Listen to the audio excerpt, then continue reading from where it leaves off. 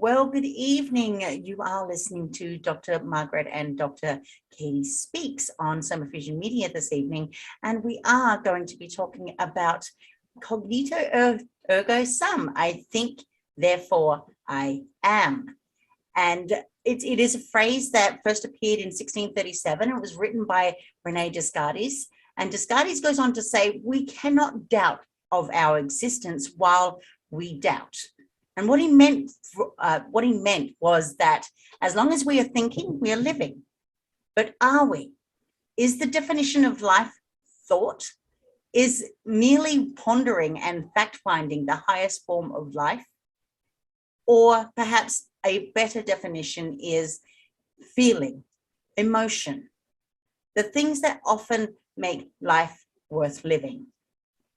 It wasn't long after the utterance of those words that people started to believe believe less in what couldn't be seen, but what could be felt, and more in what could be thought, what could be known. The known universe, the place we call home, a spiraling expanse with what appears to be infinite space, has always been a source of wonder.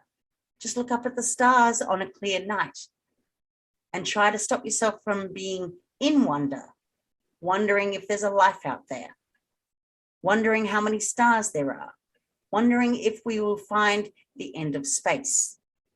It's natural to want to understand and know. It's also a far less magical place to know something as fact. And now in 2021, we're stuck with a disconnection, a feeling of loneliness that pervades most societies and culture. Was it just as a result of Cogito ergo sum? It wasn't just that moment, and yet that moment was significant in that it marked a place where we turn away from spiritual connection to one of intellectual pursuit. And before we go further, it is important to distinguish spiritual from religious. By spiritual, I mean connection. And this can include religion, but it doesn't have to. It's simply a way to talk about being connected to something greater than oneself. Things like nature, groups, communities, family, these can all be spiritual. And it's the spiritual that's lacking in today's society. It's also one of the most important tools that can help mitigate anxiety. According to researchers who examined 2,000 people, spirituality was one of the best tools to combat anxiety. The participants who had generalized anxiety disorder, at some point in their lives, 7 out of 10 of them are now free of the disorder. As a result, developing a spirituality practice, the researchers concluded, what does this mean in real numbers? Of the 40 million people who currently suffer from clinical anxiety, 28 million could be anxiety free with no medication. And it's free. So Descartes says cogito ergo sum. Perhaps now I would put forth a better term or a better phrase for this would be senitio ergo sum. I feel, therefore I am. And today's topic is all about that. And we will cover why we intuitively doubt ourselves and the words that we speak into existence. Is our subconscious guiding us? Are we even subconsciously aware that it's doing it? Or we create fear by manifestation because we don't consciously think we are creating the illusion of doubt into existence. The brain is a powerful tool for creativity, imagination, and curiosity. So why is it hard to think and speak I am into existence? And with that said, I'm going to pass it over to Margaret to let everybody know what her thoughts are on this topic. Well, my thoughts go around in circles with everything that you said, because having over 60 years of counseling people, I found and learned right, very young age, because, I was giving messages when I was a baby as well, but could talk, little silly things. But I always found that I had to somehow find the perception of the way the person wanted to hear what can you say, because I could say, for example, I'm going to mention something that just comes to my head, which probably most Americans won't know. I have a stick of rock. Rock is a candy that's made in a long stick with peppermint flavor with a pink outline or a twirl on it, like the candy sticks, right? And when I used that years ago as an example, I used to try and explain to people that the pink part was the outward perception of how they look and hear and see and process consciously, whereas the inner part, the white part, was the spiritual essence that stimulated them to want to have a point of view in the first place. Because most of us, when we're very young, we're just taught this is A, this is B, and it will always be A and it will always be B. And you grow up for a while and you suddenly realize that AB turns into CD or something because you're adding to it. And I know that, when we go back to those words that you've been repeating in Italian, which I'm going to say, it's actually well, I'm sorry, yeah, Latin, is that most of the people today don't even bother to learn languages. Not like when we were children, we were made to learn. My father pushed me with Greek and Italian. Italian. I've got that in my head because I got an Italian guy behind me right now. Get out of my head. He says that Latin was originally a language that was the subject and the noun shut together, and then description afterwards. And so when we interpret it in the way that we think today, we tend to think in terms of facts. Yeah. But back then in those days, they didn't call it facts. They had the word facto, but they called it a style of life, a way of living that was a rule, rather like going to church, and they have rules in the way that you have to go to prayer and do whatever in any kind of religion. And you were saying earlier on that we're not particularly looking at that. But the bottom line is the foundation stone, in my opinion, behind anyone who joins in with others to try and get spiritual. Most of them have such a routine and such a ritual that they don't get past the logic. For example, you have to walk down the aisle and curtsy to the altar, or bob your head or do something. Or if you're going into, say a Hindu place, you take off your shoes. There's different things that people believe. And I noticed when I was in India that whenever I went to any of the temples, and I fortunately had flip-flops, so it was handy, knew why. I worked out why I like flip-flops. And the bottom line was you walk in and then you have to wait to be told where to sit. You can't just go and sit there. But, whereas in a church, I remember when I was a child, Mum always sat in the same seat. And as I mentioned in one of my talks, I decided I wanted to sit at the back so I could watch everyone. And some usher came up to me and told me, because I was only about 9, that I had to go and sit with Mum. And I said, I want to sit back here so I can watch everything. Because I used to see spirits in the church as well, Yeah. And I remember feeling very disgruntled because I tried to tell him as a child and he just blocked me. He didn't have any idea of what spiritual is. So I think we need to define what a spiritual concept is. So what is it to you? The spiritual concept to me is discovery of oneself through the path that we choose to go on. And I mean choose because we have free will rather than being led.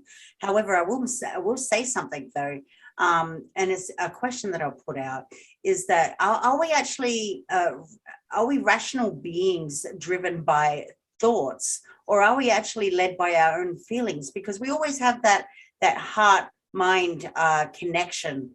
in terms of rationalizing whether we should be mind-driven or whether we should be heart-driven. And so the question is here, in terms of the spiritual path that we all go on, whether we recognize it as spirituality or not, is, are we actually rational beings driven by our thoughts, or are we led by our feelings? And that is a very important question. And, you know, as a counselor, for me, I always want, when someone comes to be with me in a session, I always want to ask them what they see as their issue. What is their problem? And I listen very carefully to them, and I listen to the words they use. And when I find they may say, I'm very emotionally upset, blah, blah, blah, blah. But when they go on to describe the issue, the intellect always kicks in over with, I expected, I wanted, I hoped, I dreamed, I believed, you know, and so on. And to find, and I know I went through this with the first 2 marriages I had, that, you know, as young people, we sit down and we discuss what we hope and dream to do, and you think, oh yes, we mix and we're fine. But when the reality sets in and you start to practically put your dreams into place, there is a dysfunction, in my opinion, in how, despite the conversations we had, the actual doing is going off on a limb. And when you have that, you know, someone's done something for you, but it's not what you want. They've done it logically. They think they know who you are and what you want. And they're trying to please you, and that's earning kudos, you know, for being in the relationship with you, whether it's business or a real relationship in love and marriage. And so what happens is that people then justify, validate their choices in their thoughts, and the more they rationalize with that, then they end up having a heart broken. So I think the heart picks up more after the logic has led the way. What's the kiddies want? They want to chat and put their 2 pence in. Boys being boys, that's what they are. Remote control. But no, but that's why I just said, you know, in the opening statement, I said, you know, we have walked into a place where we have literally turned away from spiritual connection, and we go into intellectual pursuit. We actually don't know what the difference is, and that's why I've made this whole topic about, you know, I'll just forget the Latin for a second. I think, therefore I am, compared, or versus to, I feel, therefore I am. And we know that the strongest of smart or intellectual people are actually have a very, very high emotional capacity. And so, you know, if we go down this route, if the latter is considered for a moment, right, that we are rational beings driven by our thoughts, or we are led by our feelings, you know, if we were to look, say, let's just say, for instance, you know, our children are taught to listen and learn from their feelings. And at what age do we as adults start to focus on our own self-knowledge and self-awareness? And if we are indeed led by our thinking, then our systems and our culture serves us really well. However, if you turn your volume up and enter a short experiment of some sort, if you go into, you know, for instance, 2001 Space Odyssey, and you look in there, or you go into the movie, I'm just going to think of popular terms for people to understand where I'm going with this, like the movie Interstellar, the scene in Interstellar where Coop comes back and sees his daughter after 70 years after going in that what is it, the holographic time-space paradigm. And I have to tell you, I haven't seen it, and it could be the same for others. So you need to be descriptive. It's okay. So basically, in Interstellar, there's a lot of holographic universes or time parallels. I do recommend it for anybody who hasn't seen Interstellar to really watch it. There's a lot of messages and things, but this is a prime example about what this show is all about too. But I will say that because Coop, the character in the story, he was trapped in this multi-dimension, and when his daughter was growing up in the dimension that we know now, or know as the moment, he was stuck in another dimension.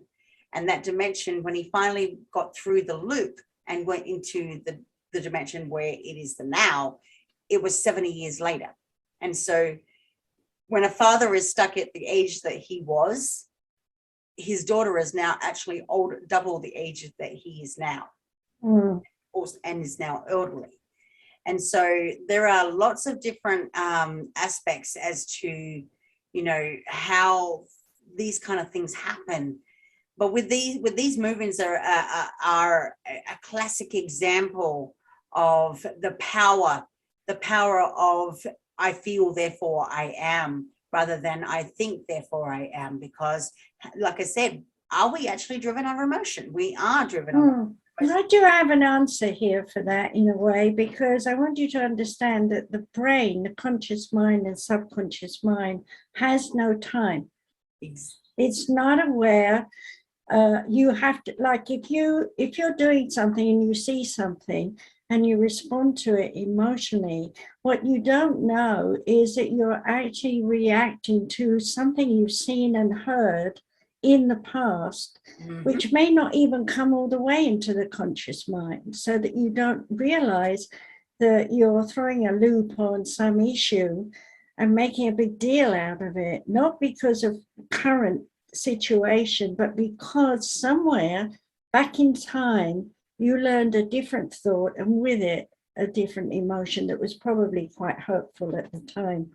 So as a psychologist and psychiatrist, when I'm looking at people come to me who have a lot of animosity about their current life, 9 times out of 10 I'm going back to their young age of 2 or 3 years old. And I'm explaining to them perception. And when I get through it, sometimes it takes 4 hours, working with someone who's really negative, to get them to see that they're overreacting, not to the situation they think they're reacting to, but to their upbringing, their life in general. So when we talk about children growing up, and you were mentioning, that we're young and we have an emotion first, I agree with you, because when you're toddling around and mummy says, no, you can't have that toy because, or whatever it is, isn't a toy, it's hers, and it's dangerous or something, even though she may say that, they don't know what those words mean. So the emotions always lead, even when they come out of the womb and come through the birth canal. The emotion of struggle and effort to get out is there, and it's primed by their spirit. So the spirit coding, the DNA and the RNA that we've talked about in other shows, is activated when they come through that channel. And depending on mother as well, which we've also talked about, and what she was going through during the pregnancy, is all loaded into that baby as well. So sometimes I had someone just recently where I was not looking at their mother, I was looking at their great grandmother. Yeah. So things can go back in the genes a long way, and they can be reacting emotionally to whatever that lesson was back in those times to refresh it in this time. And if they've had a bit like me, family traditions that were shoved up your nose morning, noon, and night, you don't want that, because it's not part of your coding to use it, but it is part of your history in the DNA.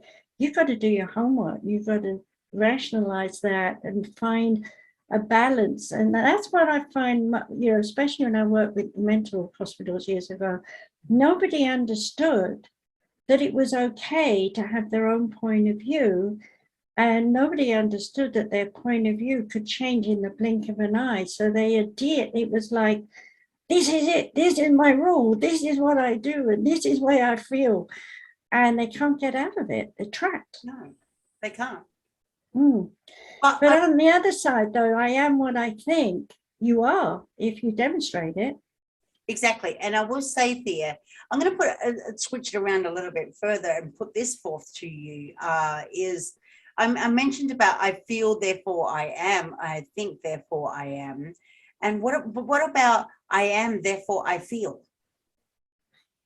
Yeah, well, you have to go to the spirit side of that for that one. And God knows I spent literally hundreds of hours working on myself to get rid of PD. And for people who don't know, Parkinson's disease is a mental illness that leads to the body shutting down. And how does it shut down? Through the nervous system. So you start shaking and all these things. So really, in my mind, Parkinson's disease, from what I discovered with me and the many people I've cured since, that it is the thoughts that they adhere to and rationalize and justify to keep in their lives that actually bring this disease on.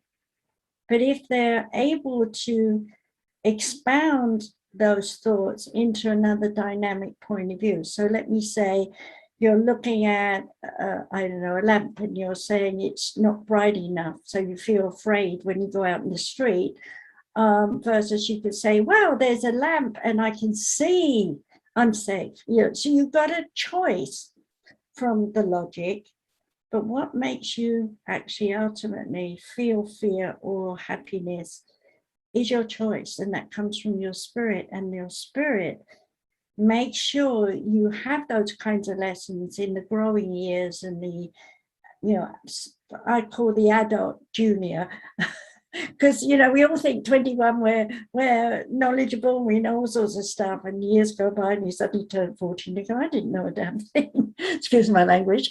But the bottom line is that ultimately we have to come to terms with ourselves, and I had to delete a tremendous amount of logic in order to heal myself of Parkinson's disease in the body, because it's the body that stores the emotions, not the logic.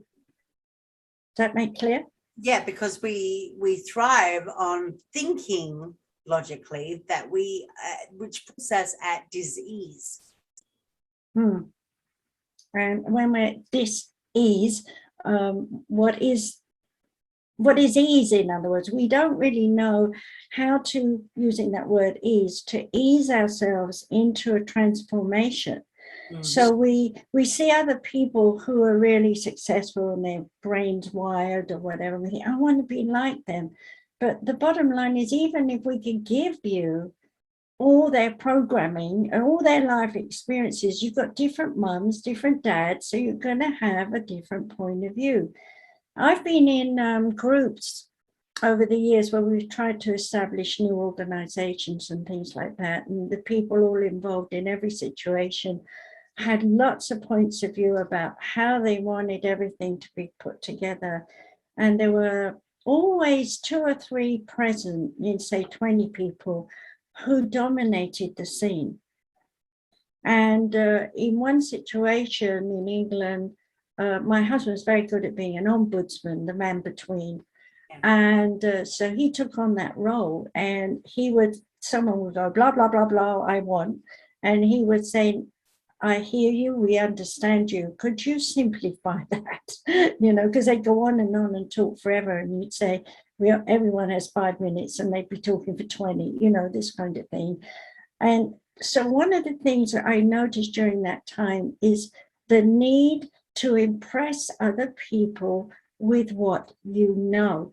And those people listening are, in their way, upset because they're not getting a chance to mirror image that and express their point of view.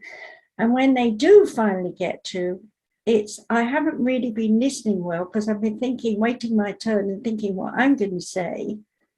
And by the time they open up their mouths and have the opportunity, they're umming and ahhing because they've forgotten half of what they wanted to say, which taught me that 9 times out of 10, including me, that not everything we want to say is important. And yet we say it is. You know, how do we step aside and know what is important to say is by going into our spiritual consciousness. And most people can't do that. Well, the other thing is too, is that a lot of us don't know the absolute practice of silence. We just have to talk because we just have to talk. That's what we logically think that we have to do in order to convey a message, or just to talk. Because there are a lot of people out there that really aren't being heard, or they think that they aren't being heard.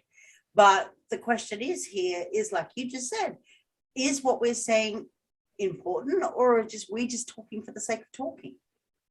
Well, going back to where you picked up in the 1600s, with the history lessons I was made to got to know all this and know all the dates and all that stuff, you know. And I was never a history buff other than people. I like to know what people were doing, how they lived, you know. I empathized with people who worked in the laundry house or something, you know, whatever it was that we were told in those days, and how poor people were and so on and so forth. And what I got out of all those years was that people have a spiritual destiny. Those who are meant to be heard, they may only say like that one phrase that you've been repeating, but it leaves a mark on the world. So I want to say here that sometimes less said is more given,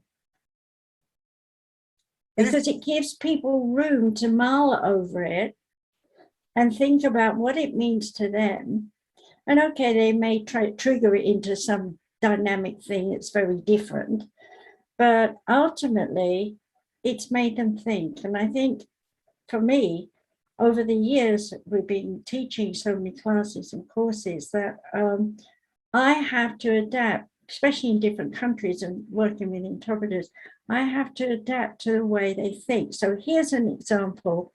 One of the things I would do with the psychic development class is I had to help them understand that they were either more intellectual or more emotional. So, and if anyone's listening out right now, you can do this. It's a very simple exercise, okay, to find out. You're in a seat, sitting down, and you stand up, and then you tread on the ground, you know, on the spot, like this. And then when you're doing that, you just don't think about where your feet are. You just keep doing it, and I'm doing it, and I stop. Where are my feet? Now I'm looking down, and my feet automatically splayed. Now, when you splay like that, you are a high emotional, physical person. But if you've splayed at your feet like this inwardly, then you are a highly intellectual, in other words, intelligent person who is restricted and limited. Okay, now if you've got one in and one out, depending on which side. So let's say I have a turned in left side and a right, as I'm doing it this way, then the right side is the physical side where they're processing their emotions, and the left side is balancing with the brain where they're actually trying to understand and listen. If we flip it the other way, okay, then this is a person who follows their emotions and is constantly trying to understand why they lost hold of their emotions, or to justify why their emotions are right, but they can't really prove it. So it's a very interesting thing to body language. I think we did this experiment, and I actually stepped off to the side and actually did it for myself and then came back. I remember doing it on the show. Yeah. Well, I don't know if I've had people do it. I can't remember. I've made so many shows. but you know, the bottom line is it's a way to really test yourself. And you know what? Because the Japanese were very, very reserved in 1986. They were very interned. So a lot of you see them walking and their feet are turned in like this because they were used to clogs as well, you know, whatever they call them over there. and shuffling around, because women were supposed to shuffle around, and that's supposed to be beautiful rather than pacing out, you know. Of course, today it's different. And I actually was waiting on someone at a very busy station in Japan. And I was into watching feet at that time, back in the 80s. And I'm telling you, if I saw 10 people walk past me, 9 of them had their legs, hands, feet, so I'll get the right word out in a minute, had their feet turned in. And then I'd look up at their clothing, and they had high collars like I'm wearing today, which is unusual for me. I just bought this. And so it's colder here. So, you know, and I would go out and look at them, and they had like browns, black clothing, and tight sort of business looking. Okay. And that one odd one who was walking around like this, their feet apart, I'd look up, and they got their hair dyed like with a blonde streak, and they got big earrings and stuff, like power, what was that power stuff we did in the 80s? You know, flower power and all these, yeah, all that stuff going on, you know. And that was a rogue to the rest of the Japanese, because they were not conforming. Mm-hmm. And their ways, for example, in those years was, you have to stand across the room and bow like this. And my very first experience was bowing for about 10 times, and he was bowing for about 10 times. And finally I said, we're just going to stop like this. And she said, when you stop, you see. So that's a tradition, and it's gone, you know, now. I mean, I've been teaching over 20 odd years, and now when I was last there, they were coming, hi Margaret, how are you, and stuff like that, and that bowing had gone. However, I went to the bank to try and, you know, send some money home, and the man bowed as I went in. That was, you know, and I thought, wow, I haven't seen that in a long time. It sort of really hit me. So here's a culture that I've seen grow and evolve through spiritual training. Yeah. You know, because I wasn't the only one. There were many mediums and lecturers and teachers from different modalities of alternative medicine who were going over there for maybe a few years and teaching. But I stuck it for 20 years because I love Japan. I love the students, and they're so good to learn. And that is another thing. They are taught at a very young age that you need to understand, you need to know, you need to learn, right? So they're good to learn, but nobody tells them you need to learn in the family. So whenever they came for sessions, even today when I read them on Zoom, the issue is the family. The family does not talk. They do not share their emotions. They bottle them up and pretend everything's wonderful because they've still got tradition. You know, if grandpa had a business and now son's got the business and he's got kids, those kids have to carry on the business. Mm-hmm. And they don't want to do it. They want to do something entirely different. And so now if I don't do those things, I'm letting the family down. I'm shamed. So hear that word, shamed. There's a lot of people in the whole world who feel ashamed of themselves, their lack of skills, their lack of knowledge, their lack of wisdom, but they cover it up with rationale, excuses, justifications for the excuses. They'll even argue to the point of stupidity that they're right. Yeah. And that's why we can't get along, because nobody is listening to their instinct, their intuition that's telling them you're offline, you're not communicating, you're failing, walk away, rethink it, redo it in some way, and come back with a greater awareness. Well, I mean, look at it. I'm not political and I hardly ever watch it, but look at our politics. I mean, since I've been in this country, I haven't seen one president spend the first year getting on, other than the one we have right now, actually. He actually got down to work right away. But with all the others, they were bad-mouthed, torn apart by everybody, saying they'll never do it, they can't do it, and so on. Especially Obama, being his skin was a different color. They spent 2 years worrying about that. I mean, how can you do a job if people are putting you down and spending air on whatever programs, bad-mouthing people, instead of what they should be doing is saying, how do I integrate? Yeah. So what would you do? Let's give some people some examples. If someone's sitting there saying, this doesn't work, that doesn't work, and so on, how would you get the point across that there is an alternative? I'm a little bit more proactive in hands-on rather than actually teaching the point.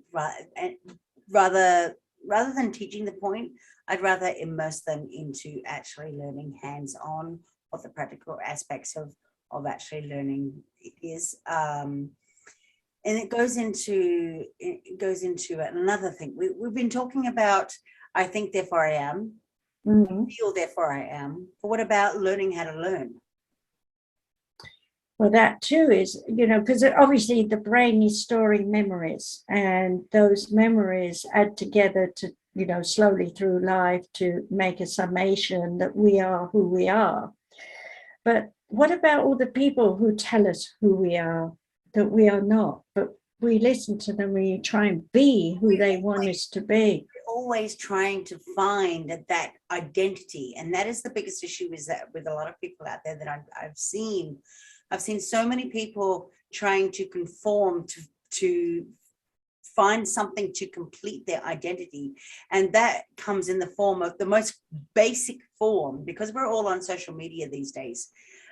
You see those little questionnaires, those questionnaires, answer A, B, or C. Am I this, or this? And what we're doing is we're putting ourselves into categories about who we think we are, rather than actually learning who we are as people and what we are capable of. Because once we learn what we're capable of, then we can have, we've all got the potential, but we are unable to see that potential because we're so fixated on those little multiple choice questionnaires that label us with an identity and say, oh, now I'm this.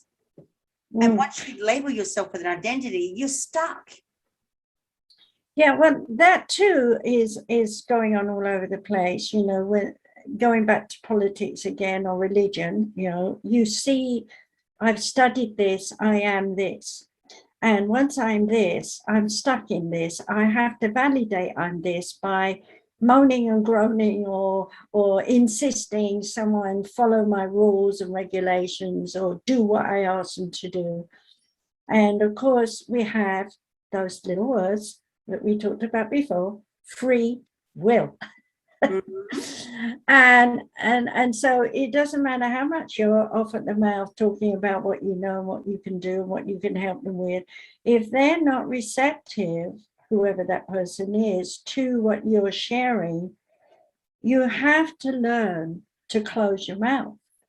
And the only other way, sorry, coughing, I'm still working on my face, by the way. I'm going to write a thesis on it because it's just too much on the face and how everything controls the body from the brain. But the emotions upset the brain. You know what I mean? So you could say, oh dear, there's something coming out here. You could say, for example, I always drive my car up the road this way. And then you get in the car with someone else and they say, turn this way and go this way. And you say, no, I always go that way. I actually had that happen with my friend. And she's better than me at driving around here because all the roads are like this because of the sand dunes. Sorry. I guess I'm going to keep doing this till I clear this, whatever it is I'm bringing up. So I had to say to myself, this is a time to learn a new direction, as opposed to, I want to go the way I always go. Oh, when you're working on the face, anybody listening, ears, hearing, thinking, feeling, in your third eye, eyes water, nose runs, and you cough. And then you have to blow your nose, and that's what I'm doing. I don't have any illness. But I've been doing this now. I've been working on my face for 3 weeks.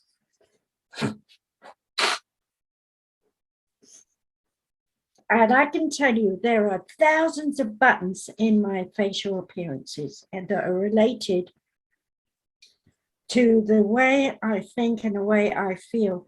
So here's an example. I was at the sink washing up. How many times have I washed up in my life? I don't know, thousands of times. And as I was cleaning out the bowl with the bleach, the smell went up my nose, and suddenly I was remembering 2 or 3 things, and my eyes streamed, my nose ran, coughing for about 5 minutes before I could say I've released it. Guess what it was? What was it? It wasn't me at the sink. It was my mother at the sink doing washing by hand and getting soaking wet all the way down the front and feeling guilty that I wasn't helping her. So there's the emotion and there's the memory. But it was triggered by me being at the sink. And it was triggered because I'd opened myself up to receive instant wisdom or whatever I have in me to dump what I don't need from the past. And I'll be writing all that in my book about beauty, crystal, acupuncture as well. So we are complicated. When you know, we may say up here in our brain box, I know what I'm doing. But you really don't, because you don't know the inner you don't know the spiritual you. So when you do start listening to your spiritual self, you're having that DNA and RNA, the program you came here in this life to do for yourself. And in the process of doing what you're going to do for yourself, you're doing for others. And here's where everybody makes a mistake. You owe me, or I owe you. One is spirituality is a gift, and we give freely. We should be giving freely. So a lot of people will come here, you know, and they want a session, and oh, I have my fees, and I have a reduction for how long they're here longer and things like that. And I make it as easy as I can for them. And someone just said to me the other day, Margaret, what you charged is ridiculous. And I thought, well, they're going to say it's too much money. And she said, I would have paid you $2,000 for what you've just done for me. Yep. And I'm like, what? She said, the only problem is I don't have $2,000. But it was someone who was telling me I am not valuing my self-worth. And so that's why I'm bringing this up. Most people who are in their mind rationalizing and justifying and excusing whatever have a low self-esteem, low self-worth, and definitely no true values on their skills and talents. It's just something I do, and you hear people say that a lot. So I certainly don't go down that route. I you know, anybody that knows me well knows that I do talk a lot about everything that I do. But I realized after doing the inner work, during the seeking out the spirituality within myself, that I see all of the potential that I have, which is so vast that it literally drives me to become who I am.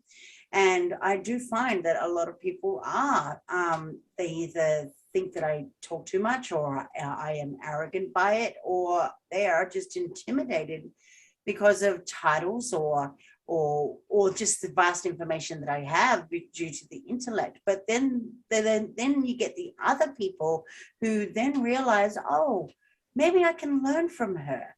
Maybe there is something that I can use or take away from her that I can use in my own life.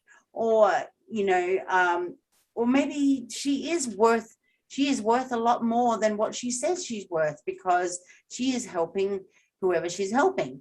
That's just a prime example about two different sides of the coin, as to those people who see the opposite tend to be those people who really haven't worked on themselves. And after spending 5 minutes with me, they realize, oh crap, I've got to go back to square one, because I really am really stuck in that trauma rut, and I don't know how to get out of it. But I think that I've healed because I've been told by some questionnaire, or I've investigated it. Now I feel good in the moment. And I mean, feel good in the moment, but the next day's all, use my French, shitty. And back to what they were, because that's to say, even though it makes them unhappy to be disgruntled logically or emotionally, they don't want to be like that, but they don't know the alternative because they've never experienced it. So they go back to the routine of what they know. And then I've had people come to me like over a series of years for different things that we've been working on with them. And the primary issue is always deep down inside, I don't trust myself to change. It's very difficult, you know. Now, if you're spiritually aware, if you studied your psychic ability and you can start talking to your spirit guides, then you've got someone who's got your back. But people can't believe that when you tell them, because they haven't had the experience of talking to a spirit guide. And they can't have the experience until they start realizing they are psychic. And the emotional physicals are much more psychic than the intellectuals. Yeah, exactly. And another way of looking at it too is that I had somebody say to me, oh, well, you know, they understood that I had a life of trauma. And they said, well, if you are so spiritually aware, or you are psychically aware, then why didn't you prevent the things that you went through to have a better life, so to speak? And I said, well, you know, going through trauma and going through abuse like that, you are literally put into a cage. You are literally led down a path of conformity. You are led down a path of isolation. And so you know no better. You are taught and conditioned to believe that what is that trauma, so to speak, is true. And they're like, well, that doesn't make any sense. Well, what happens is when you lift that veil and you start to understand yourself, and you become psychically aware, and you learn and discover yourself, then that psychic veil will lift, and then you can go into and discover your psychic ability or gift. And then you become, you become more aware, and you prevent yourself. Not always the case though. Because we are not perfect. No one is ever perfect.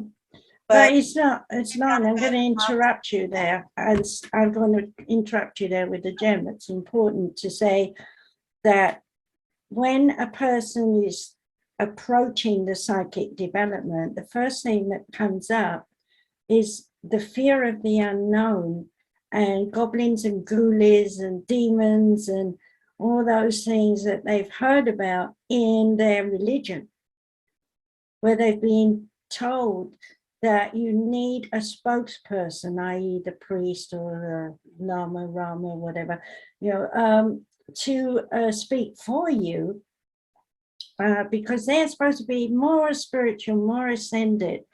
And I have to tell you that back in the days with the Spiritual Association of Great Britain, there were many mediums that I met who had the biggest egos out. And I had one example, no names, of someone who was very well known, who, well, actually I could talk about, she's passed, but I'll not mention her name. But anyway, she made a pact during World War II with God, so she said, that she would willingly give up her daughter if her husband came home from the war. Now, he was missing at the time. So he did come back. He'd been prisoner somewhere and he'd been damaged, but he came back. And soon after that, her daughter came down with something and died. Yeah. And do you know what the catch was? What's that? He had part of his wounds were he couldn't have babies anymore. Mm-hmm. So as a result of that, she had a guilt complex. And as a result of her mediumship, she insisted she was only clairaudient. So she would be doing a public demonstration and she'd say, "What, dear? Yes, dear? Okay, dear. All right. He's telling me that you had a bump on your nose last week." Making it silly, Yeah. And that person would say, "Yes, I did. I just had surgery on it or something," and so there was proof in the pudding that she was listening, but she was never listening for herself. Yeah. She never listened to spirit for guidance for herself. And she ended up very angry through her life. And she was doing public teachings and lectures to large groups. She was picking on women in the audience and saying in public, "You had a miscarriage or you had an abortion, and that was bad because you didn't this and you didn't that." Judgment. And that was her own anger that was coming out of her in the way she was giving it. And I'm sitting in the back there watching her and I'm thinking, this is not good spiritual work. No. Okay. Because everyone goes through their personal trip, journey, whatever it is, and their choices. And right now, women are rising up yet again over this issue about what they can do with their bodies or not. Mm-hmm. Why is it that men think that they can tell women what to do? It's the old Piscean age. It's got to go. And we are having way too many children right now. We're pushing 8 billion of us, and even with people dying from the virus, we're still multiplying very quickly. Why have we got so many children being born right now who are psychic? Because they're the changers. Because our generation, we're talking about it and teaching and people are saying, "Yes, I hear you, but because they've got the old upbringing of the Piscean age." When our children are looking at their grandchildren, we'll start to see a change because those kids are programmed differently. But we can't make someone be spiritual. You cannot make anyone be spiritual. They've got to seek it. And they've got to face their fears of all this stuff that's been put in them since childhood about from nasty men are going to rape you to you'll never be any good at work and earning money if you don't do your ABCs and 1, 2, 3s and all that kind of thing going on. So by the time and then religion or whatever, like Jehovah's Witnesses, that's so bad. If you join us, you have to bring all the family in or you can never talk to them again. And you'd be amazed how many people I picked up off the floor who joined that cult and then came out eventually under great stress. Yeah. So there's been a lot of that still hanging over the generations that are still alive. And they've got these little tots who are now coming in psychic and they don't know what to do with them. So mums, if you're listening, dads, if you're listening, get into reading books at least so that you know what your child is going through. So you can help them work with when they come to you and say, "There's someone in my room," there really is.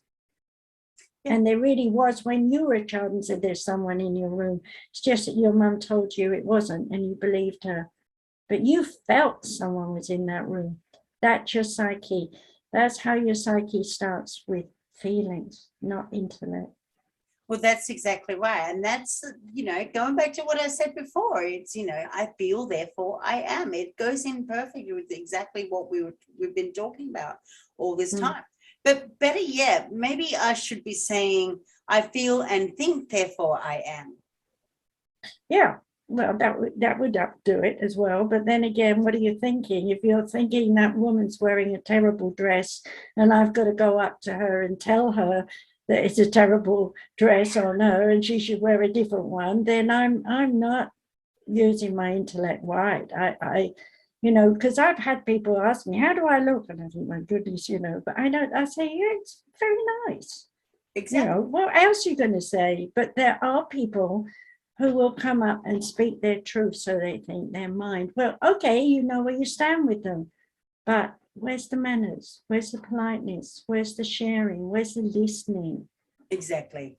But at least, with if I say I feel and I think, therefore I am, therefore my thoughts and feelings are certainly at least important as each other. And as well, to be clear, though, I am speaking about emotional feelings, not the tactile feelings that we're all used to.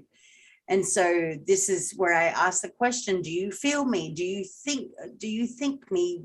Do you see what I mean between the two of them?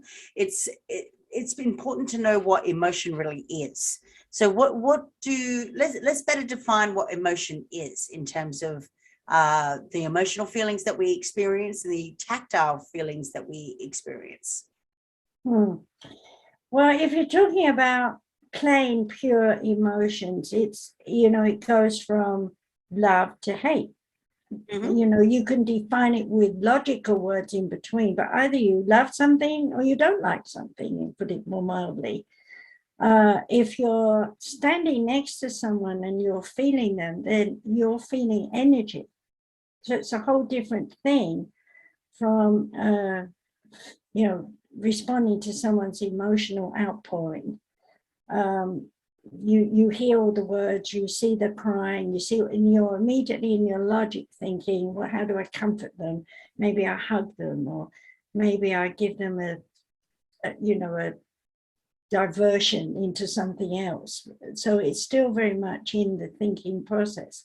But when you're standing next to someone, you could be cringing because you can feel all this oozy negative worry and anxiety and fear and guilt and loss, and we'll pile it on here and say they're mentally disturbed.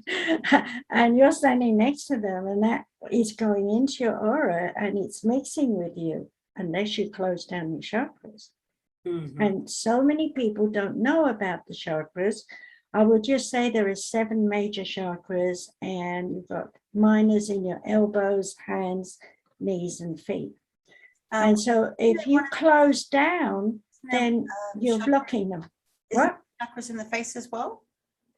Those are the main ones. I was just talking about the minor ones. Oh, okay. Hands, elbows, knees, and feet.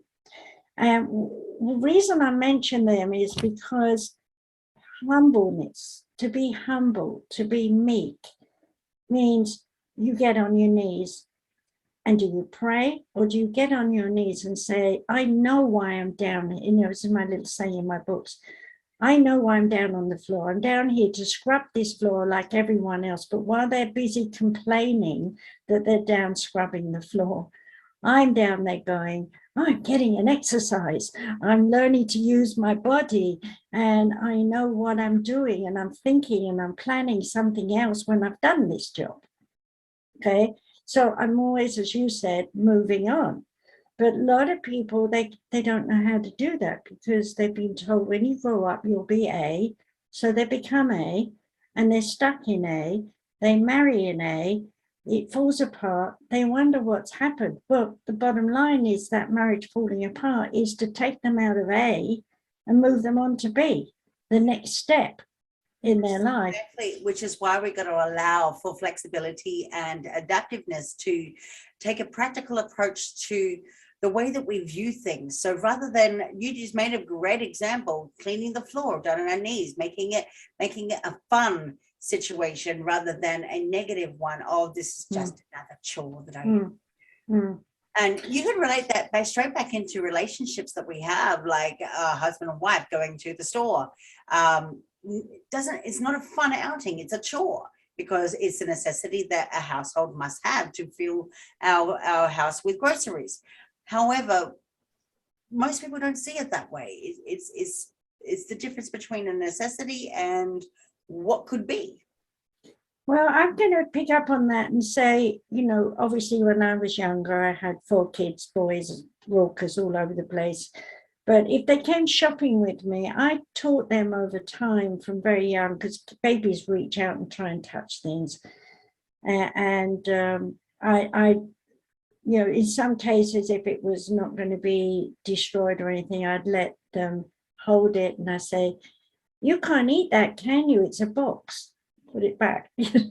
And so I noticed as they got older, the older ones would say to the younger ones who were trying to touch or do something, "You can't eat that, it's a box." So I knew they took it in, so I let it go on with my kids, and I saw them do it with their children as well.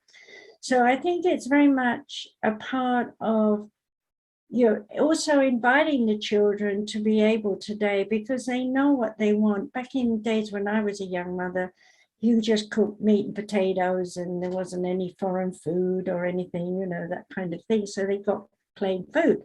But now they've got hundreds of choices, loads of restaurants, and all this to-go stuff. So, you know, I hear mothers say, "What would you like to do?" And then you've got 5 kids all saying different. And I actually was with one mom, this is a few years, 10, 15 years ago, where I was in the car with her visiting, and she was actually driving to all the different places to buy the different foods that were to go for her children. And I asked her when we got back, I said, "Do you normally do that?" She said, "Absolutely not. That was their treat day that I promised them." Now that's good, you know, because she's showing that they can be acknowledged for their individual taste. And we need to know that when we grow up, because there's a lot of people who are still eating the wrong foods because they were taught to eat them. And then they wonder why they've got irritable bowel syndrome. And when you mix all the different foods, what's your brain doing? It's rationalizing, excusing, and telling yourself, "I should eat this ice cream," but, you know, and so a lot of habits that we have are learned, and, Well, you know, we have to unlearn it. It's hard to stop eating the food you love when you know you need to. Well, let me just add this in. That's why I mentioned about practical immersion, because practical immersion is literally letting them feel their way through, not being told or conditioned to go the way that they're supposed to go. Mm. Well, that in a way is true, but also I want to say there has to be a balance when you're rearing a child between what you feel and what they feel, I should say, and what they're allowed to say. I never ever stop my children from having opinions. I would say, like, they're arguing against one another, I would go into the room and I say, "Now stop arguing. Okay, what are you arguing over?" "Oh, it's this toy." "Okay, all right." The toy went up on the shelf. Until you can learn to share, there's no toy, it's on the shelf. "Oh, Mom, that's not fair." "Well, you were so busy arguing, you weren't playing with it, so I decided you didn't need it right now." See, I taught them like that. And they learned in time to stop arguing and listen to one another, and to say things like, "Please, can I have a turn with it," or something. So we got more peace that way, and more understanding. But, you know, when you've got a big family, like my third son, he's got 8 children. And they are perfect. You know, he learned from me, she learned from her mum. And there's about 10 years between their ages, but she's a mature, you know, 21 when she married him. Now she's about, what, 40 or something. So time's gone by and they've done well. But those kids, the way they dealt with it, if you're fussing, you go on the stairs. You sit there until you stop fussing. When you stop fussing, you can come back in. Well, they go and sit on the, you know, the young ones to sit on the stairs, and like within a minute, they're coming back. "Mom, I'm sorry." "What are you sorry about?" "I don't know." We'll go back on the stair. They know. And then maybe for another minute, they're coming. "Mom, I'm sorry."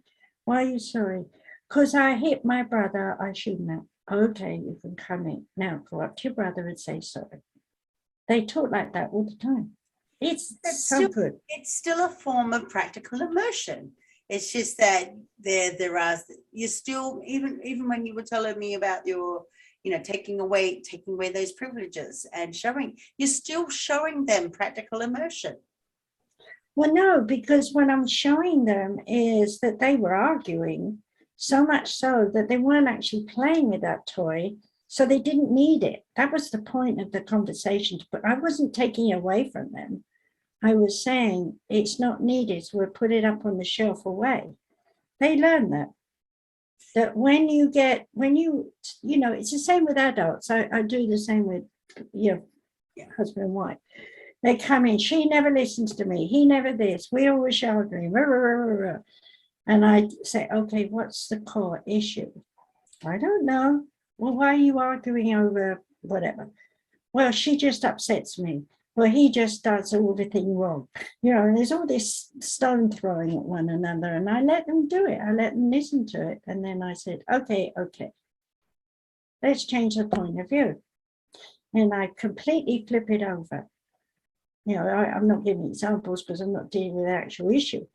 But I flip it over and they look at me and they go, I never thought of it that way. So what am I actually saying in a nutshell? I'm saying, shift your point of view. Imagine you're in that person's body looking at you. How do you feel knowing that you look like a horrid face and a bad body language and what would you do? You'd stop. You'd think, I look terrible, which is why I'm working on my face as well. I got to write that book.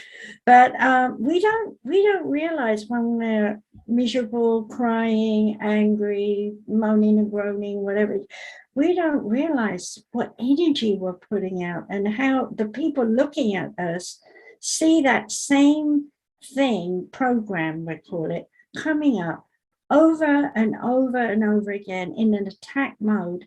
What is the person receiving it going to do? They're going to defend themselves and they're going to fight back and throw more shit at that person. So the drama goes on and on and on. You have to stop it. And the only way to stop it is to make them self-conscious. Nobody likes to think that people see them in a bad mood with bad looks on their face and arms flailing around, yelling and screaming. And then they, sometimes people get caught on videos and they go, oh my God, I'm not going to do that again. I really do that. Yeah, huh? Yeah. And you see it time and time again, but again, we don't know the value of silence. We really don't. We don't know. I mean, what is that? That saying? Don't. What's that saying? I've got it in my head, probably all jumbled up, but well, when you said don't, what came to my mind is don't rock the boat. So many people are afraid to break the routines, break the situation and move on with their lives. So they stay in this unhappy mode for a lot of years. I mean, like I said, for those who are unhappy, I grew up being taught that the more unhappy you are, the more recourse you're going to get. Well, I think another point that we need to look at is courage. Well, that's we're taught when we're very young that if you want to do anything dynamic, you have to have courage to do it. And so if you're joining up in the forces, you have the courage to go into that battle and shoot your gun and survive as much as you can. I think, God forbid I ever had to do that. I'd hate it. It's not in my genetic, background to want to do that in any way, though my ancestry did. My father did, because it was a war. They had to go. But the bottom line is, I remember myself having lack of courage the first time I was tricked into doing messages in a church. Mm-hmm. And my knees were knocking together. I was so afraid that I would be an idiot and dry out and get no messages. In fact, I had so many messages, I did about 30 people like that because it was in my head. And then after I'd finished, because I was aware of them, not me, I wanted to find a hole and hide in it, because I was expecting people to say that wasn't right, wasn't right, wasn't right. When in fact, even though they were saying yes and yes, I still didn't hear that because I was running the mindset, I'm not good enough. I did the I same. was only 21 then. When I first picked up my first tarot deck, I looked at myself. I said the same thing to myself, and I'm like, you know what? I'm only just learning. I went with that mindset. I'm just learning. But I'd always told the person that I was doing the reading for that, you know, I am learning. You know, forgive me if I'm a little slow or just can't get my words out, but I'm going to do it. Anyway, I did the first one on a friend of mine, and then the second one I did on a guy who just happened to. It was on a Zoom meeting. There happened to be two other people in the room as well, and we're all talking. All three were guys plus me. And you know what? I'm going to test a theory. I know I'm new to this. I'm just going to dive in head first, and just absolute fearless, and see if I can do this for real. One thing led to another, and I ended up, how on earth I did this. And like I said, this was my second ever reading. I'd never picked up a tarot deck before. And one reading turned into a triple reading, and I was reading all three energies at the same time. They are looking at me going, holy hell, how the hell did you do that? And that's because, and just to test a theory, I had the person that was in the room with me who saw physically the cards. They could actually touch them for themselves. So physically right next to me. I'm like, okay, so let's go one step further. If you don't believe anything that comes out of my mouth and see that the cards belong to me and that has my energy and this is what I'm telling you is real, then you pick them up and you draw some cards for me and I will read them accordingly.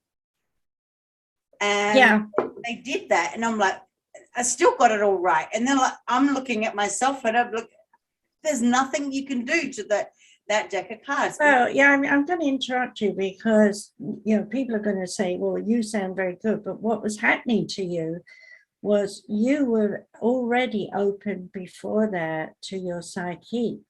So as soon as you got those, you were open to your spirit, connecting to your spirit guides, you could do that. But the average Joe on the street, they don't believe they can even buy a pack of cards. They don't read them because they are telling themselves, probably either they could even be an atheist, you know, that they don't believe there's anything that they can connect to because they've got no way of knowing how to. Now, we have to, wait a minute, we have to say here that some spirits, we're all spirits come into body, some spirits don't want their psyche. They don't have the coding in the centers for the high intellectual or the higher emotional aspect that makes you psychic.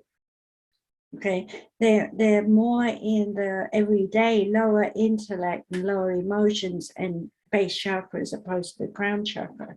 So they're anchors to us. We got to give them value. We can't put everybody out the window. Some of these people turn up in our lives will say, no, it doesn't work and you can't do it that way and whatever, and then you prove them wrong. But they move on their way because they're still stuck in their lower self. And they go around from person to person saying this doesn't work or I can't do it or something. But what they're really doing is giving the one who is opening up an opportunity to practice, which is what was happening for you. And so, of course, then you amazed yourself, which is great. And, you know, those people who are never going to develop their psychic ability in this life will be the practical ones. I just do this job and I play golf on Sundays and, you know, my life is happy because I've got it where I want it to be. And don't ask me to change it because I'm very safe in my bones, as it were. Now, in a way, they're another form of practical balance in the way they think and the way they feel, which is a living example of some people that who are off the wall like this all the time need to follow. So not everyone wants to be psychic. No, exactly. But at the same time too, we can incorporate here is for the very few, and I'm not going to say, and I'm going to say it that way because I don't want to just oust out people that are truly atheist, with, you know, for whatever reason that they are. But there are very few that literally become faithless because they've been burnt by whatever situation they've been through, so therefore they can't believe in that, and they become skeptical unto everything that they have. They not only do they fear the unknown, but they also fear to maybe grasp a new concept.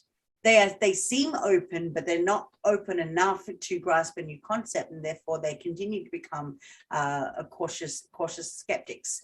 Yeah, well, those people have anatomically something wrong with them, because actually they have dynamics. They have input, which they throw away, and their history that they hold on to. However, there's always a seepage. And slowly, over those years, whatever they touch and come into, into contact with someone who is able to tell them something and reach them, it's usually, wow, why didn't I know all this before? Okay. And then they fight themselves, but after a given amount of info and books to read or whatever they find, they start to come around. So there's no time structure. My point in here is for individuals. I've known women in their 60s who've lived a very staid, set life like a teacher, and they just go and do the kids and come home and cook dinner for hubby and sit and watch TV at night and maybe go on a boat trip once a year for a holiday. You know, there's their life. And then they finally retire. And it's like, I don't know what to do with myself. I'm stuck in a rut. Okay, well, would you like to come to my psychic development class? Oh, do you think I could do that? Yeah, I think you could do that. Just try, you know, it's free class or something, you know, to $10 or something, you know, make it so that they pay something, so they feel they've gotten something for their money. Sometimes that works, you know, psychological thing, depending whatever. But, you know, at that point, for some it's 40, for some it's 60. 40 is when the kids leave home, 60 is when they retire. Suddenly, this spirit self starts to come forward. And they start, you know, learning how to be psychic with visuals and feelings and all the things we teach. And then they say, why didn't I do this before? And I say, because you weren't ready. You had fixed scenarios to work through in order to understand that you could be stable. Because once you go into your psyche, you become unstable for a while until you learn to unify your spiritual consciousness with your conscious mind into your emotions so that everything works all together. And the other thing is too, is that we also have those other skeptics there as well that they see the word psychic development and go instantly, psychics, that their little flash light bulb goes off in their head and they go, psychics, I can't do psychics. But another way of looking at it is intuition. I always used to hate being labeled a psychic when I was young because, you know, I couldn't find a word. There wasn't, you know, even with psychology and psychiatry, it all begins with the psi. You know, I couldn't find a word. And if I used intuition in my country at that time, it meant that I had some kind of sort of instinct, which didn't really cover what I could do as, you know, so being a medium was the next best thing to use that word. It gave me some status in the Spiritualist Association of Great Britain. In the early years, when I got tricked, I told you that, to do all those messages, it was what they call you a fledgling medium. And that was the first time I heard it, because they said, we have a wonderful surprise for you. They went on and on about fledgling. I'm thinking, what the hell's a fledgling? And then I hear my name, Margaret Rogers, which is what I was in those days. And I'm like, what? I thought I would just invite the audience are going to watch and see how it's done. And, you know, so I got tricked every time, even for my sermons.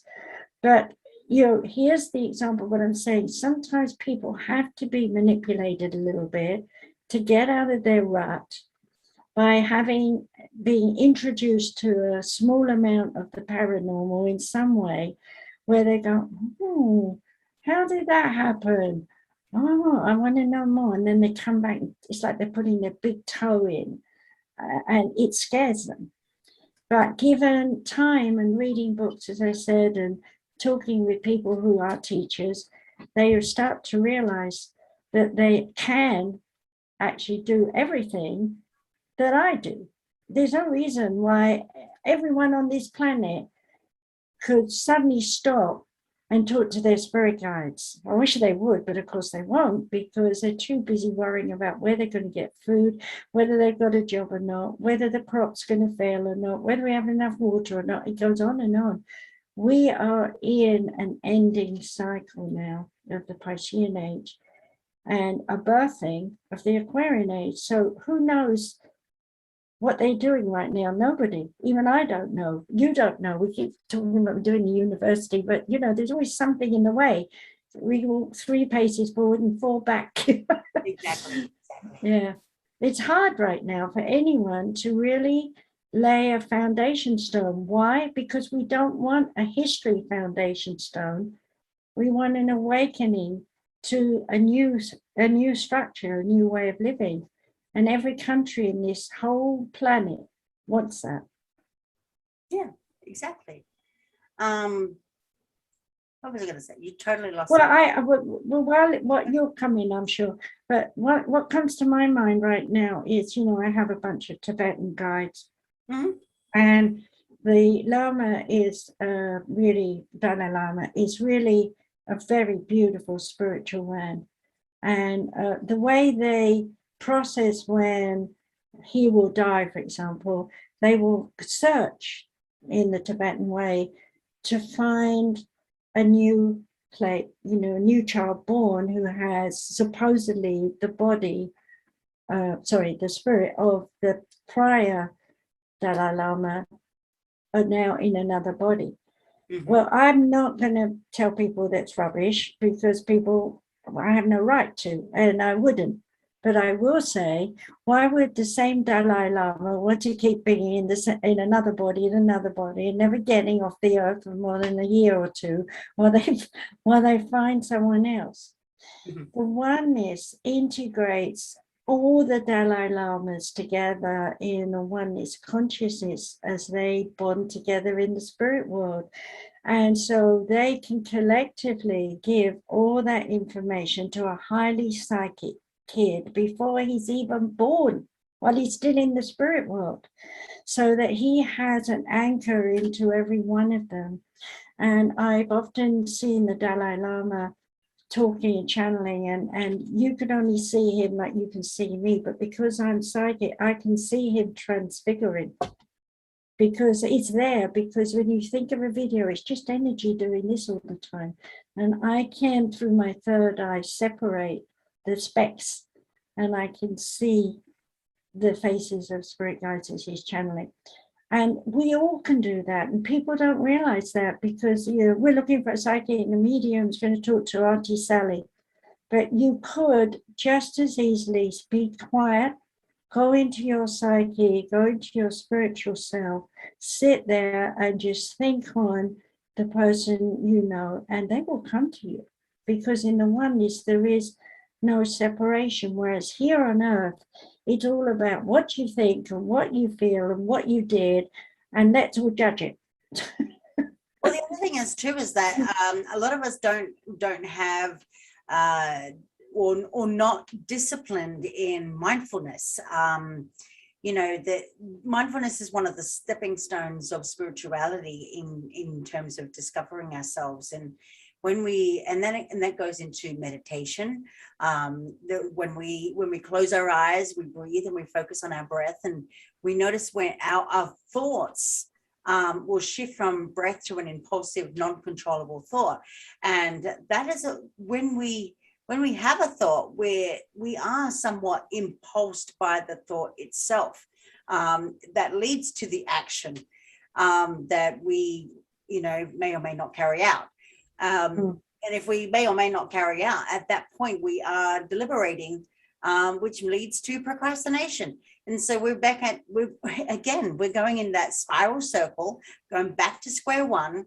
And so when we learn about mindfulness, we can find a better cognitive path that fits our spiritual side systematically, so that we can figure out what is significantly satisfying to our spiritual tendencies, and we can pretty much step into bearing almost anything. Yeah, but I think we have to here for a minute make a point of realizing those are people who feel that listening. And I do see we have someone on the phone listening, so welcome everybody. I don't know who she is or he is. Oh, okay. So what I wanted to say here is that what we do in the consciousness goes through the subconscious and deep subconscious in layers. So let's say, as we were talking about sports, I'll go back to golf. Let's say I've never played golf and someone gives me a secondhand golf kit, okay? And now I've got to go and find a teacher who's going to teach me how to play golf. And I swing, and I actually went through all this, so I'm repeating history. Swing, no, you're not swinging the right way. You've got to bring it this way. And if you go over this way, and body language, and I couldn't get it. And this instructor, and Steve said, my husband, we were both learning. And so I finally said to this man, I want you to come behind me and hold your hands over my hands on the club and swing it so I can feel it, because I'm a feeling person. And he looked highly embarrassed, because being at him. And my husband just said to him, it's okay.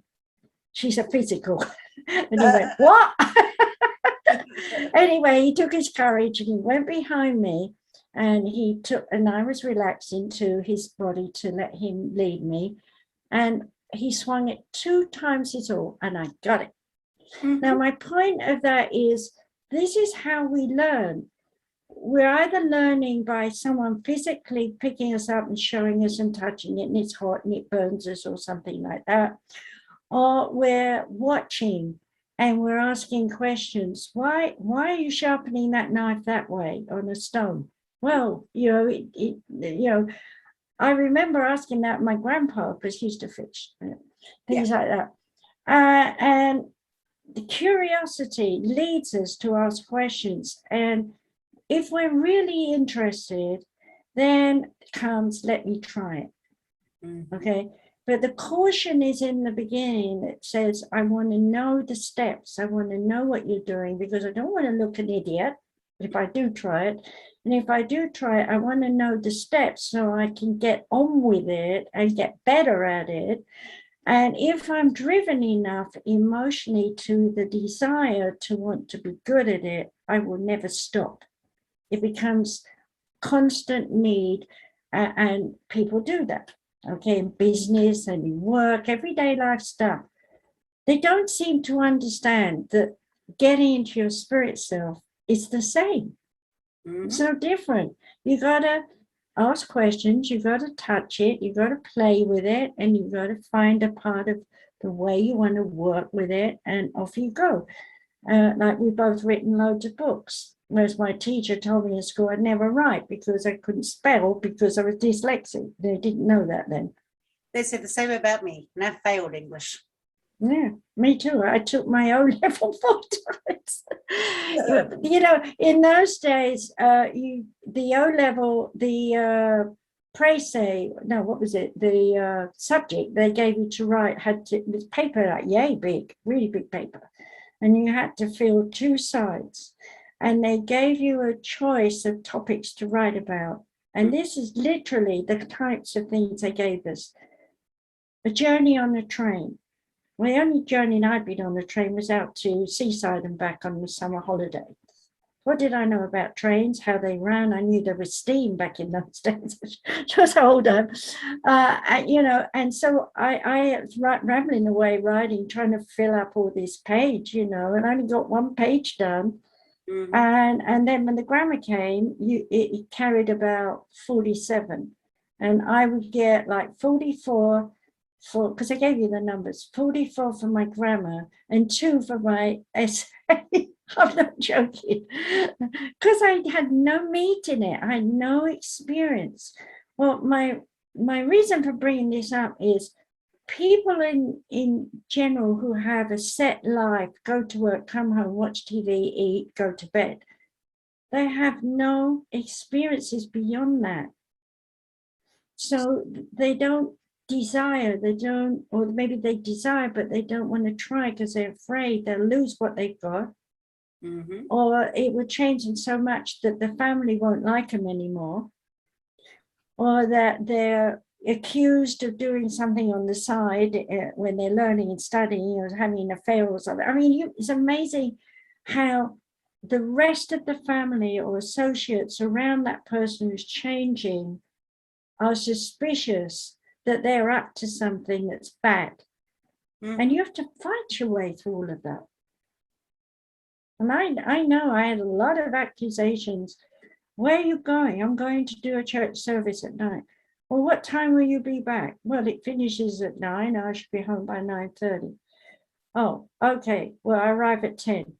Why are you late? Where have you been? Did you go up a pub? No, I don't drink. Oh, well, where were you? I was talking with the director. Oh, who was that? What was he like? How tall was he? Yeah, no, that was my first husband. Yeah, my second husband was nearly as bad until he was gone night after night and drinking, gambling, whatever. So, but you see, he was thinking that because he was doing that. Yeah. And that's what people do. They take their thoughts and their ideas and they throw them at someone else as, I know you're up to the same stuff I'm up to. And Objection. you're not. And they put you down and Mm. they try and lock you away as mentally insane or something when you start crying, you know. So there's, and I want to come here into women are naturally psychic because of having babies. Once they have a baby, the intuition kicks in. They've got extra hearing in case the baby's crying upstairs, or whatever it is, and they want to warm up to the baby and help the baby grow and evolve, and that comes from their spirit, comes from their nature as a woman. Men are coming in with that now, which is great, but they, up until the turn of the century, they weren't coming in with that, but now we flipped. There's the men staying at home rearing the babies, and wives at work running the bank.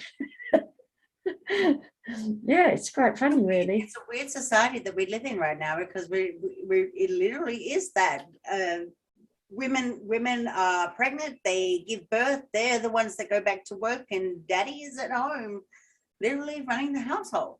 He's not working. And think about it this way: when I had my first 2 children, men were not allowed in the delivery room. Now today, daddy can be in there, not only be in there, but film it. And I said, to my boys, and they're going, are you going to film it? Well, mum was a bit like, well, I don't want to see my parts, But I said, if everybody saw themselves coming out of the room, they would think differently about themselves. Now, I was lucky because Spirit gave me my life again, and I actually saw my mother delivering me that way. And that made a big difference to me when they showed me that. But most people don't get that kind of deep thing with Spirit going on because, I've been a medium my whole life.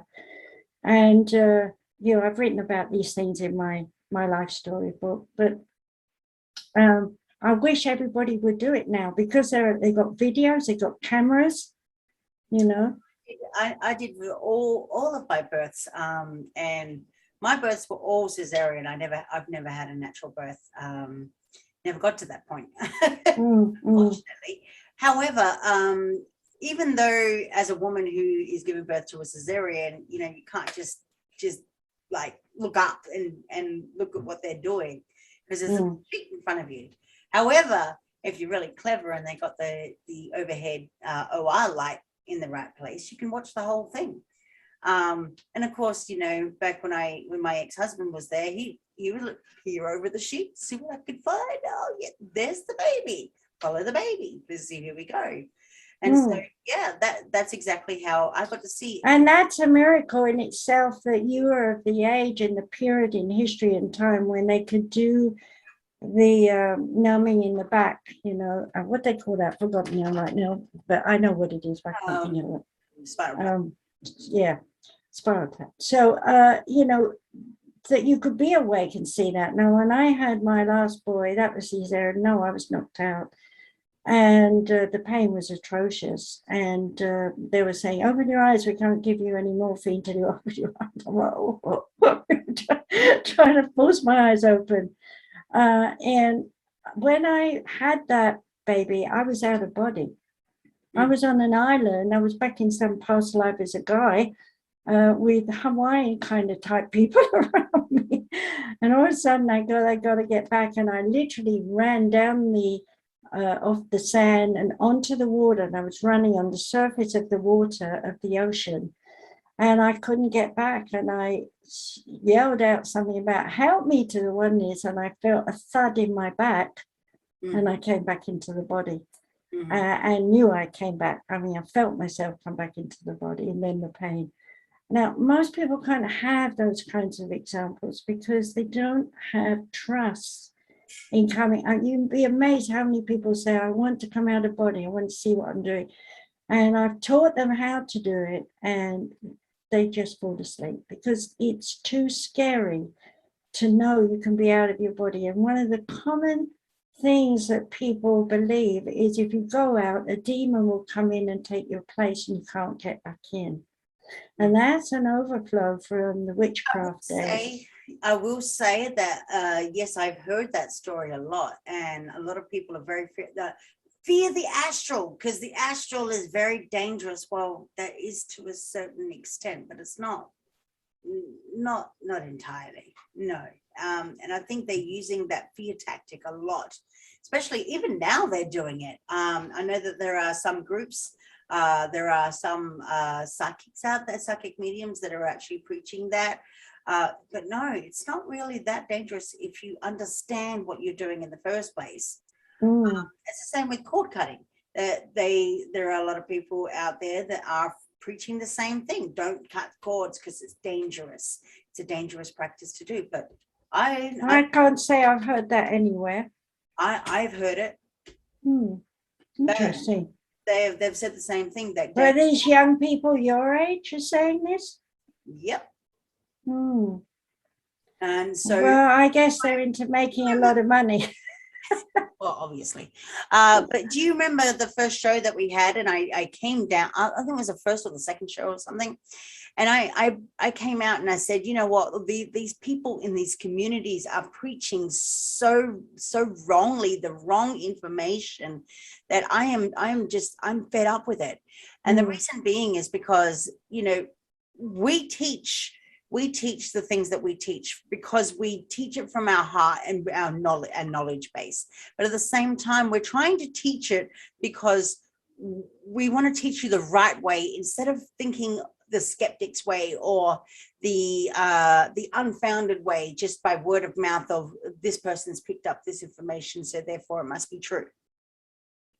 And so, yeah, I did make mention of it. And I'm like, I am so sick to death of people just spreading that misinformation about what psychic gifts are, what psychic abilities are, you know, what kind of information that we hear, especially conversing between metaphysics and the paranormal, about the practices that we actually have, which are quite interesting to learn about, rather than actually be fearful about learning it. There is always got to be another way of trying to get people to acknowledge, or at least accept to a certain extent, for whatever their capacity is, to understand or have a better understanding of what we actually do. Well, you know, I was making an association while you were talking that people back in I think it was the 1700s, well, there was with the Renaissance, all that stuff, there was an awakening about the power of spirit and the elves and the fairies and all these kinds of things. And I think it was, I'm not so good on royalty these days, but I think it was the French court that wanted Nostradamus and people like that around to give them insights into their future or what they should do or how they should make choices. So it was a very codependent thing on having, and even today I hear that Reagan had astrologer and other people have their soothsayers or whatever you want to call them. And so in that sense, there's always been leaders who know, even if they're not psychic themselves, but they know there's someone who can advise them. But when we the people here say, so-and-so as an astrologer, there's a quantum amount of people who are going to say, oh, that's phooey, and immediately put that person down for asking an astrologer what the world looks like in the future, kind of thing. And then there's a quantum amount that will say, well, it's okay, he can do what he wants, but I don't believe in it. Then there's people who will say, I really believe in it, and I'm so glad he's doing it, but I hope he's having a good interpreter because not every astrologer is tip-top. So what I'm showing here is the levels of judgment that anybody of any status gets into alternative stuff, they are immediately put down by the general public because they're ignorant of information. And now that these children have been born with psychic ability and they're coming up to mummy and daddy and saying, Mummy, next week we're going to go somewhere, and sure enough it happens. They're like, how did you know? They're being picked up by their children. And I think that's very important that parents understand this, that your children are going to teach you to be psychic. Mm-hmm. And it's up to you as a parent to encourage it in them, because that's going to bring out the leadership of their ability to fit into society in the future without judgment and condemnation, but rather friendship and unity in working towards having a world of peace. Because we haven't had any peace in a long, long time. No, we haven't. We really haven't. And we haven't even had, in my lifetime, really. We haven't had any peace in the home. But the fact of the matter is that how do we know what peace is when we've never really experienced it? I could say to me that after the war ended, my peaceful life for a while, not my parents or anything, they were already post-traumatic stress disorder, but out and about, you could go to the park and there was no nasty man going to rape you. You could walk up the street at midnight to get home, and the worst you're going to get is a wolf whistle. Now you can't go anywhere because there's someone out there waiting to abuse you, take your money, beat you up because you're white and not black, or black and not white. Who cares? There's just someone who got killed recently because the person was on drugs. He killed this person, and they had a big ceremony because he was a sheriff. People are in danger in their work. We have a war in our country between the people who think they know better and the people who think they don't know anything, so they make up stuff, okay? And we listen to news reports, people who are trying to get to the bottom of things, and we don't know if it's their point of view of the bottom of things is right or wrong, because we don't know which side of the fence they're on. So we, the people, have to take rebuilding this country into our own hands. And if that means bringing up your kids to go and do some gardening up the road for Mrs. Bloggins who's not well, or, go and help raise some money for the kids to play sports, we've all got to, muck in and help in some way. Even if it's only once a week, you do something. There are kids right now who are drawing new types of bridges, I heard tell lately. It was in a sort of little test exam thing, fun thing they did. And kids from all over, it wasn't this country, were drawing bridges that they thought would be a new design. We need their technical, imagination brings the first step, like Star Wars. It was really hokey in the beginning, and yet it hypnotized us all because it was so different. We need to have people who do that to us now in this time, to bring so much stuff forward that is good for us to rebuild this country and every other country in the world by sharing and listening and working together. Mm-hmm. And if we could do that, we would end up with a wonderful world to live in. Absolutely. And with that said, we are running out of time, I know. No, that's okay, because that was a beautiful note to end on. I actually had also something to say just before we do finish up too, is that, we always got to remember that when you think that you are the mind is a thought or a thought form.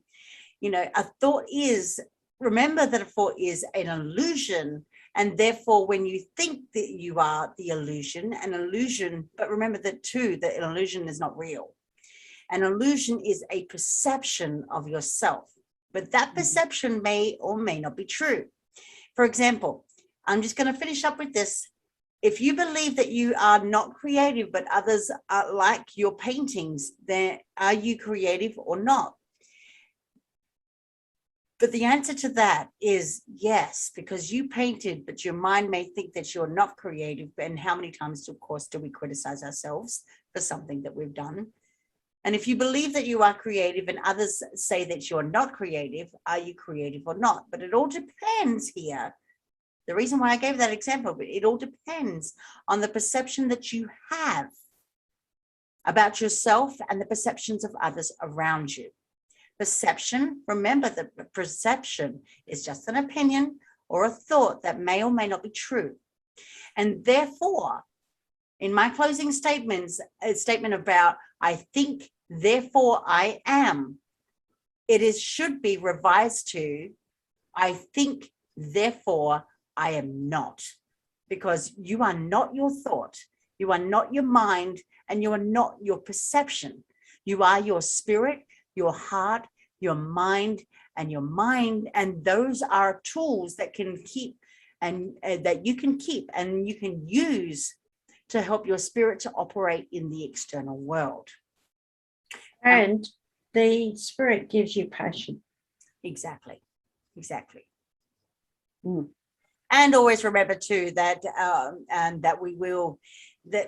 I think and feel, and therefore I am. So there's different ways of putting an analogy to everything that we have said to this evening. And so I will want to mention to our websites and where you can find us. If you would have enjoyed this show tonight, send us an email about what you thought. And if you have any upcoming ideas about where we should go with this show, you can either privately message us up on social media, or you can email us at sumarisucc@gmail.com. That's Sumaris, SUMARISUCC@gmail.com. Or you can go over to any of our websites. Now, first up, the website that I want to mention too is soundcloud.com/Dr. Margaret Speaks. And that is where you'll find all of Margaret's audio archives for the shows that she's done. There's well over 140 archives up there now. I do suggest that you do go over there and listen to those archives, because you're going to get very deep insight about various different topics that Margaret speaks on. You can also go over to the Samaris Education Center.com, universalchristchurch.com, askdrmargaret.com, and easypeasysolutions.org for all of the other details. Now, keep in mind that we are still upgrading our websites, so bear with us, but you can still find plenty of information up there. If you don't find the information you're looking for, please email us, or again, message us through social media. Now, you can I just interject? Go ahead. We're looking to do psychic developments of first class, so we need you to let us know if you're interested. Exactly. On Easy Peasy Solutions, yeah. There is a sign up form on Easy Peasy Solutions. It'll pop up when you go to the website on easypeasysolutions.org. And that is easy peasy with an S, not a Z. So if you go over there, you definitely find the website. Put your email address in there, sign up, or just send us an email directly letting us know your intention and what you want to learn, and we can respond back that way as well. Again, as for me, you can both, you can find both me and Margaret over social media. We're on Twitter, Instagram, Facebook, LinkedIn, and what was the other one? I've forgotten now. Instagram. YouTube. YouTube, yeah. YouTube. I keep forgetting how many social media platforms I'm on. Seriously, it's terrible. But you can find also Soma Fusion Media, and you can go to somafusionmedia.com or go to Soma Fusion Mind, Body and Soul on the YouTube channel. Like, share and subscribe over there, as well as the Facebook pages that we have. Of course, Margaret has 5 Facebook pages, so I can put them up on social media and re-promote them if anyone wants to find those pages. Or you can go over to the Soma Fusion Media page on Facebook, where we post a lot of stuff up there, and anything that is updated through Soma Fusion Media, and also through Margaret's, our work that we do as well. And of course, many of the writes that I do as well. But if you are looking for therapy or coaching or counseling, you can also go over to seek my services. You can go over to soma-fusion.com and you can seek out my services over there. I'm more than happy to help you. You can also let Margaret fill in the details about the therapies that she offers before we finish up. Okay. Well, basically, people come to me here in my home. I have treatment room, teaching room, and counseling room. If people have issues, we usually spend 1 hour to 2 hours in counseling or reading, depending on what the issue is. And then I'll put them on the table and do crystal acupuncture, teragram therapy, aromatherapy, reflexology, shiatsu, and it goes on, and depending on what the person needs. And when they get off the table, they say, "Oh, I feel so light. I've lost a burden." And I say, "Yes, you have." I hypnotize them too. I do whatever I need to do. But it is an intense change. And right now, people want that because they're just so fed up with being stuck. So if you want to be unstuck, you can talk to me on Zoom as well, whatever. Just write me an email. Professor, PROF, Margaret, RVC@gmail.com. And I'll get back to you. There you go. Put in it, I need your help. In the message. Yeah. Otherwise, you'll be spam and I won't see it. That's absolutely fine. And I do want to extend a little shout over there to Ted, who's been sitting in the waiting wings of listening to our show this evening. Ted, before we finish up, do you have any questions? No. I'll just listen to what you guys are saying for the most part. Well, thank you for coming on. Appreciate it. Oh yeah, you're welcome. Well, with that said, guys, we will be back next week with another topic at 7 p.m. Eastern Standard Time or 4 p.m. Arizona time or Pacific time. And please stay attuned to social media to find out what the topic is going to be next week. I don't know what that's going to be right now, but certainly we will put that up for you guys. But until then, have a beautiful weekend and a beautiful week ahead. And we will see you next Saturday. Take care, everyone. Bye. Yeah, love you.